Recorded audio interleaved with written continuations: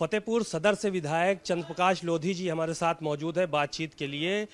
कल जो है वो फतेहपुर के अंदर बहुत बड़ी घटना हुई, कई लोगों की जानें जा सकती थीं, लेकिन प्रशासन ने लोगों को तितर-बितर किया। हालांकि एफआईआर हुई है, लेकिन मुख्य आरोपी का नाम उसमें नहीं है, यानी कि बीजेपी जिला अध्यक्ष जिन्होंने सबको भड़काया, सबको उकसाया, उनका नाम एफआईआर में दर्ज नहीं किया गया है। चंद्रप्रकाश लोधी जी से बात करेंगे, और क्योंकि वो जिम्मेदार भी हैं वहाँ के और कई लोग इनसे सवाल भी पूछ रहे हैं। सर, क्या कहेंगे, जिस तरह की घटना हुई है उसके पीछे किसको दोषी मानते हैं? क्योंकि प्रेस कॉन्फ्रेंस जिलाध्यक्ष ने तो कई दिन पहले की थी। देखिए, ऐसा है कि ये प्रकरण कई दिनों से शासन और प्रशासन की जानकारी में था कि यहाँ पर कुछ लोगों ने ज्ञापन भी दिया जिलाधिकारी जी को कि हम वहाँ पर पूजन अर्चन करेंगे और वहाँ जाएंगे, साफ सफाई करेंगे। चूँकि ये जानकारी होने के बाद वहाँ ये उस मकबरे के स्थल पर वहाँ जब चारों तरफ बैरिकेटिंग भी कराई गई कि किसी तरह की कोई अव्यवस्था ना हो। हम लोगों ने शासन प्रशासन से बात भी किया और उन्होंने विश्वास में लिया कि नहीं, वहाँ पर कोई किसी तरह की ऐसी स्थिति नहीं आएगी। हमने कहा क्योंकि हमेशा फतेहपुर का माहौल हमेशा शांतिप्रिय रहा है। कई बार ऐसे आए हैं, कई अवसर ऐसे आए हैं जहाँ पर हम लोगों ने दोनों पक्षों के त्यौहार, हिंदू और मुस्लिम के त्यौहार पड़े हैं, एक साथ बड़े अच्छे ढंग से निपटाए गए हैं। सब लोग आपसी भाईचारा बहुत ही पूरा प्रदेश और देश स्तर पर हमारा फतेहपुर जाना जाता है। इस प्रकरण को लेकर, इस प्रकरण में जो उनके मुतवल्ली हैं उनसे भी हमारी बात हुई। हमने सारे पेपर्स भी देखे, सारे पेपर्स मकबरे के नाम दर्ज हैं और इनका ये कहना, भाजपा जिलाध्यक्ष जी का भी बयान उसमें आया कि नहीं, वहाँ हम साफ सफाई करेंगे और पूजा अर्चन करेंगे, जन्माष्टमी का त्यौहार मनाएंगे। क्योंकि इस पर जब सारे कागजात वहाँ मौजूद हैं, सब कुछ खसरा खतौनी और वो दर्ज है, मकबरा और ऐतिहासिक स्थल वो दर्ज है और हमेशा वो राष्ट्रीय धरोहर के रूप में दर्ज है, लगभग 300-400 साल पहले से। और इस पर बेवजह का विवाद करना और केवल हिंदू मुस्लिम करा देना वहाँ पर, ये हम लोगों ने प्रशासन से भी बात किया था कि जब आपको जानकारी है तो इस पर वहाँ पर आप देख रेख रखिए कि इस पर कहीं वैसी कोई अव्यवस्था न होने पाए और शांतिपूर्ण ढंग से आप दोनों पक्षों के कागज मंगाइए, दिखवाइए और कहिए कि जाइए कोर्ट से अपना फैसला कराइए। लेकिन इन लोगों ने मनमाने तरीके से, बीजेपी के लोगों ने वहाँ बहुत सारे लोगों को लेकर के, और कई दिन पहले अनाउंसमेंट भी शहर में हुआ, हम लोगों को जानकारी, हम बाहर थे उस समय, लेकिन अनाउंसमेंट भी हुआ कि सब लोग चलिए वहाँ पूजन अर्चन करना है।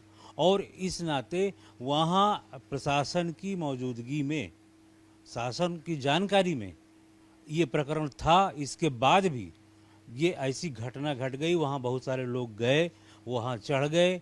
बैरिकेटिंग होने के बाद, बैरिकेटिंग होने का मतलब ये है कि प्रशासन की जानकारी में था और इसके बाद भी भाजपा जिलाध्यक्ष जी का बयान आया कि नहीं, सारे लोग चलिए, सब लोग इकट्ठा होइए, और वहाँ कर्पूरी चौराहे पर इकट्ठा किया गया लोगों को, सबको इकट्ठा करा करके ले जा करके वहाँ माहौल को ख़राब किया गया, हिंदू मुस्लिम का रूप दिया गया उसको। और उसमें सत्यता ये है कि जो उससे ज़मीन लगी हुई है उस पर कुछ भूमाफिया जो सरकार के संरक्षण में है। कितने बीघे जमीन का प्रकरण है, इस पर मैं आने वाला था, क्योंकि ये जानकारी तमाम चैनलों के माध्यम से पहुंची है कि कुछ जमीनों पे वहां पे कब्जा करना चाहते हैं और वहां पे प्लाटिंग वगैरह करना चाहते हैं, वहां पे रो हाउसेस बनाना चाहते हैं, बिल्डिंग बनाना चाहते हैं वहां पे कब्जा करके। तो क्या वो मकबरे की जमीन है जिस पर कब्जा करना चाहते हैं लोग? जी हाँ, वो मकबरे की जमीन 10 बीघे से ऊपर की जमीन है। उस पर कुछ लोगों ने प्लाटिंग भी किया, प्लाटिंग में कुछ घर बन भी गए। इसके बाद हाई कोर्ट मैटर गया, फिर इसके बाद वो हाई कोर्ट ने रिमांड किया यहाँ, फिर डीएम के यहाँ पे चला और इसके बाद खतौनी में नाम दर्ज हुआ, जो मुतवल्ली हैं उनका नाम दर्ज है और मकबरा दर्ज है और राष्ट्रीय संपत्ति के हिसाब से वहाँ दर्ज है और अभिलेखों में दर्ज है। इसके बावजूद भी कुछ जो भूमाफिया जो सरकार के संरक्षण में हैं, वो भूमाफिया मिल करके इसको हिंदू मुस्लिम का रूप दिया। वहाँ जा करके वहाँ ऊपर चढ़ गए, मकबरे के ऊपर झंडा लगा दिया, वहाँ पूजना अर्चन किया, पूजा करने का वहाँ कोई हिसाब। चूँकि जो मंदिर है जिसको कहते हैं कि ठाकुर विराजमान जी का मंदिर है, वो मंदिर दूसरे नंबर पर है और वो वहाँ से काफ़ी दूर स्थित है। इस मकबरे से कोई लेना देना नहीं है, लेकिन जानबूझ करके हिंदू मुस्लिम लाइन पर ले जाने का और अमन चैन और शांति फतेहपुर की बिगाड़ने के लिए कुछ ऐसे तत्व अराजक टाइप के लोग लगे और बीजेपी के संरक्षण में ये कार्य कर दिया उन्होंने और जाकर के मज़ारों को तोड़ा, ऊपर जाकर के वह भगवा झंडा लगा दिया।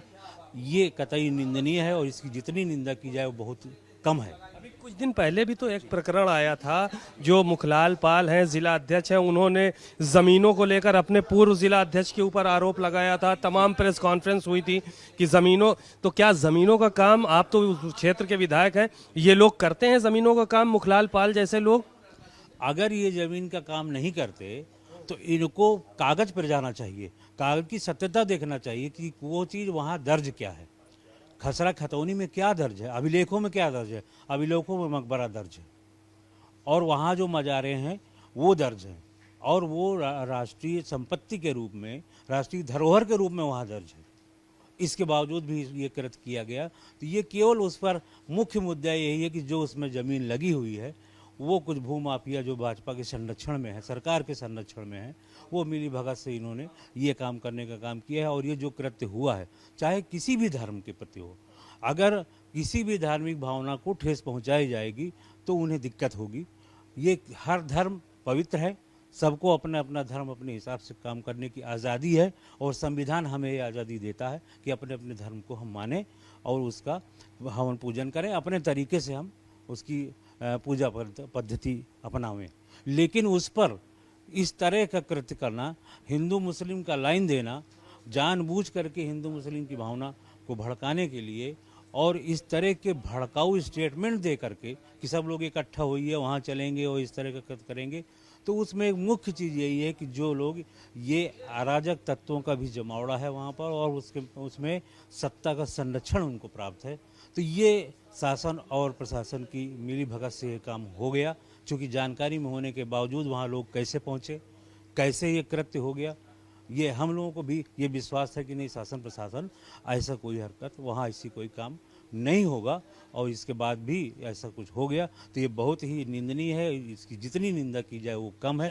और खिलाफ एफआईआर होनी चाहिए, आप मानते हैं इस बात को, जिस तरह से उन्होंने उकसाया है? उन सभी पर, भाजपा जिलाध्यक्ष जी हों चाहे और भी एक आध पूर्व विधायक भी, उन्होंने भी ऐसा स्टेटमेंट दिया है कि जिस पर ये भड़काऊ भाषण है और भड़काऊ भाषण दे करके हिंदू मुस्लिम की भावनाओं को, उनके साथ खिलवाड़ किया जाना और इस तरह से एक दूसरे को आपस में लड़ाना और ये माहौल को ख़राब करना, अमन चैन और शांति को सौहार्दपूर्ण वातावरण में हमेशा फतेहपुर का इतिहास रहा है और उसको छिन्न भिन्न करना, किसी तरह से कैसे डिस्ट्रॉय हो, किस तरह से आपस में हिंदू मुस्लिम लड़ें, इस पर इन लोगों की निगाह रहती है। और मुख्य चीज़ वो ज़मीन जो, वो उस पर दिमाग इनका है कि उस पर भूमाफिया जो सक्रिय हैं सरकार के संरक्षण से, वो उस पर कब्जा करना चाहते हैं। और आज इसी मुद्दे को लेकर हम लोग यहाँ सदन में आवाज़ उठाएंगे और माननीय अध्यक्ष महोदय से कहेंगे कि इसमें सरकार से चर्चा कराई जाए और हम लोग विधिवत पूरा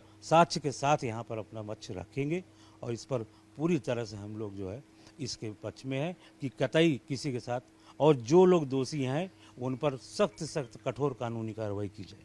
चलिए, धन्यवाद। आपने सुना, चंद्र प्रकाश लोधी जी फतेहपुर सदर से विधायक हैं और अभी कितना ज़्यादा वहाँ पर हंगामा हुआ, हालात ख़राब हुए। अगर जो है वो लोग दूसरे पक्ष के भी शायद उकसावे में आ जाते तो कई एक वहाँ पर हत्याएं भी हो सकती थीं, कई लोगों की जानें जा सकती थीं। लेकिन सवाल इस बात का है कि दोषियों के खिलाफ कार्रवाई कब होगी और जिन लोगों के नाम एफआईआर से बाहर हैं उन पर एफआईआर कब की जाएगी। कैमरामैन एसके वर्मा के साथ सीमा नकवी, भारत समाचार, लखनऊ।